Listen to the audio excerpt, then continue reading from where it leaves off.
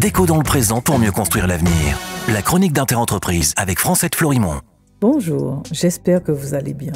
Depuis hier, nous parlons des dispositifs qui changent définitivement depuis l'adoption sans vote du projet de loi de financement de la sécurité sociale pour 2023.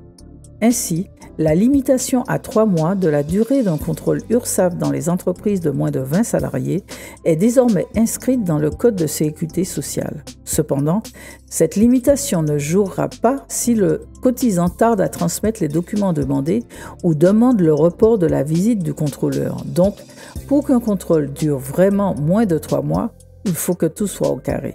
Enfin, dans le cadre d'un contrôle URSSAF d'une société appartenant à un groupe, le contrôleur pourra, à la condition d'en informer la société contrôlée, utiliser les documents et informations obtenus lors du contrôle d'une autre entité d'un même groupe. En clair, pour les groupes grands comme petits, un contrôle URSSAF se fera désormais de manière systémique. Ensuite, ce texte adopté sans vote veut lutter contre la fraude. Ainsi, les tribunaux de commerce seront autorisés à transmettre aux organismes sociaux des informations s'il a une présomption de fraude en matière de cotisation.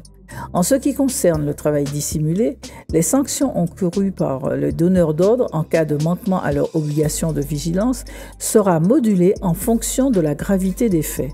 Les contrevenants pourront obtenir une réduction du montant du redressement s'ils payent rapidement les sommes dues. De même, l'URSSAF pourra obtenir des informations bancaires afin de recouvrer plus facilement les créances relatives à une infraction de travail dissimulé et certains agents contrôleurs sont désormais dotés de compétences de cyber-enquêteurs pour rechercher du travail illégal sur Internet.